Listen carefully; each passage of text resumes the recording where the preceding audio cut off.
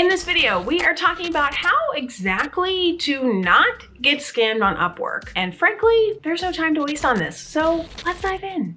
Keep the money in Upwork. Upwork doesn't allow you to start using their platform without an attached form of payment. And the same goes for clients looking for freelancers. This is so the payment between you two goes as smoothly as possible. So if the client wants to take the work and therefore the payment outside of Upwork, think about why that might be. Now, it could be because Upwork does charge a transaction fee with all client payments. It could also be because the scammer doesn't necessarily want to be forced to pay you after the work is completed, or they may want to trick you into paying for something with no way for you to get that money back. Of course, this does not happen all the time, but you can never be too careful, especially when you are working with a client for the very first time on Upwork. So if the client does suggest moving outside of Upwork, the safest way to do this would just be to tell them you're not interested in doing that. Or if you are interested in paying zero fees to Upwork and you'd like to move outside of it eventually, tell them that you'd like to start a trial just for a little bit on Upwork. Then after the relationship is established, you can revisit that conversation.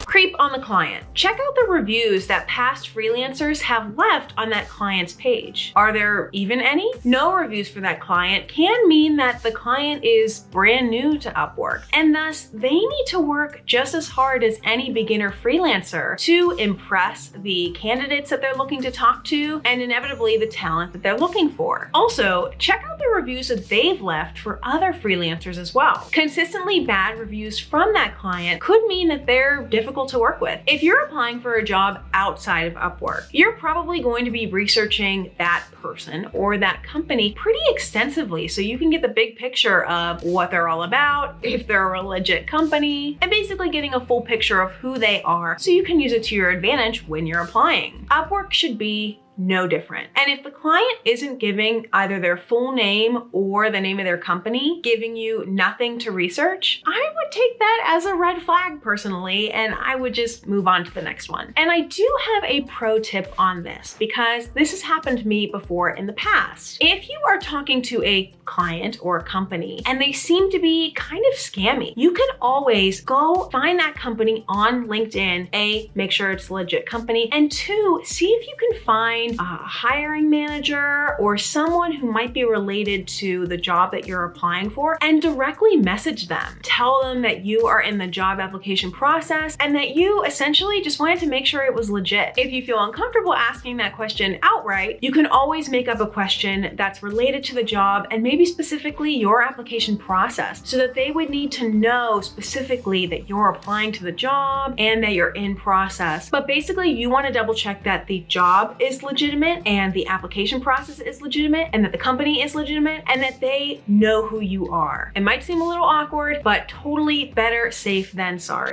Be cautious with test edits. A classic Upwork scam is when a client asks multiple freelancers to do a free trial or test edit before hiring anyone. In theory, they could give a different project to each editor, ask them to edit the project to the best of their ability, get all those projects back, and then not hire anyone. Of course, this is just a hypothetical, but it could happen. Now, this has never happened to me, as far as I know, but there have been times where I have done a test edit for free and then not gotten the job. Now, you can prevent these things from happening by applying a watermark on the video that you send to them. Why not? It's your work. If they want it, then they want you, and thus can pay for you to send it to them. You can also only agree to do a test edit if it is a paid test edit, or if it is clearly a sample of a video, meaning a 1 to 2 minute portion of a bigger video, like this one. And if you haven't already checked out my video on test edits, I would encourage you to check that one out next after this one to get a bigger glimpse of how to do test edits right without getting ripped off.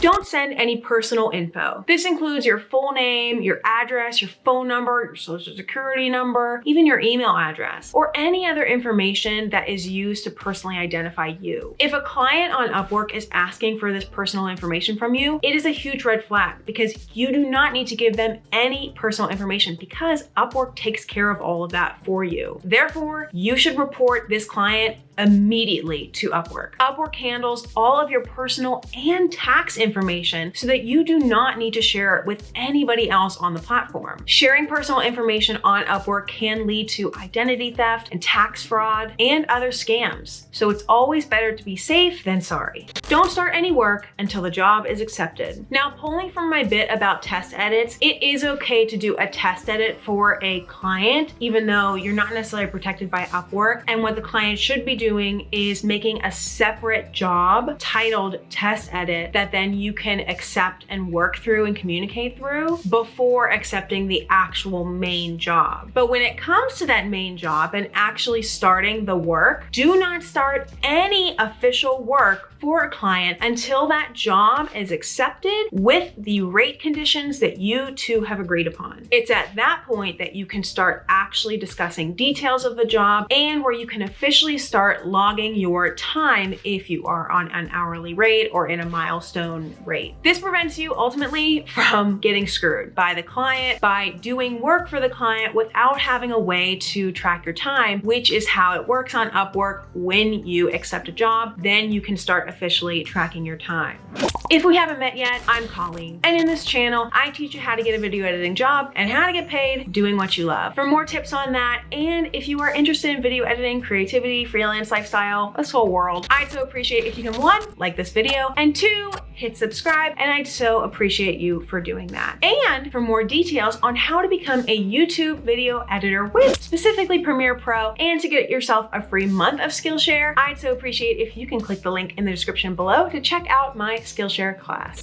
Be picky with what you apply to. Remember that you can be just as picky when it comes to applying for jobs as the client probably is whenever they're selecting their candidate. First of all, stick to jobs that have a verified payment. Second, stick to jobs that feel like they were written by a real person. After that, you can get picky by just thinking about what you want out of this experience. When I was applying for jobs all the time on Upwork, I wanted to be able to look up the person or the company that I was applying to.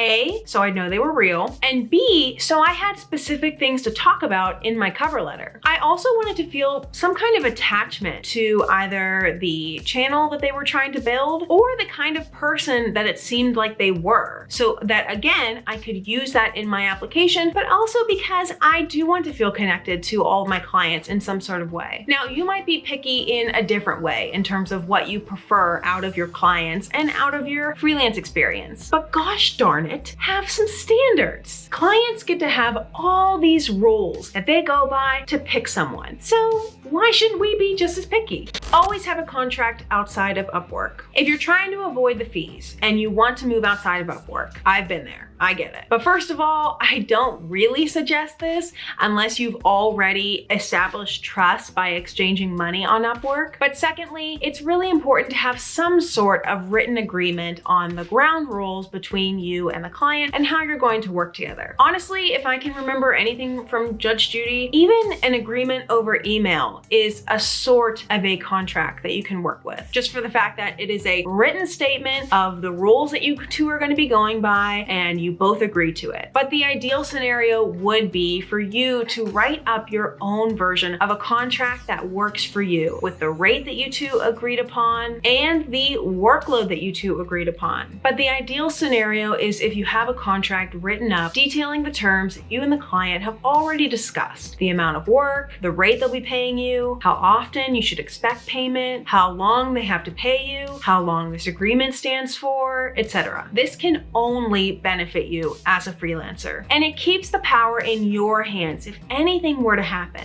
or if you decide that you need to be paid more down the line. Ask a lot of questions. In any job interview, it's really important for you to have questions of your own. You do want to know exactly what you're getting into with this client, how they work, what their current processes are, how big is the team, what are their goals and expectations. Not only does this serve a purpose for you to learn about the company and the client, but it also helps to weed out the scammers. If the person is having a hard time answering or you're catching some errors in their messaging, this is a sign that there might be something a little off about this person.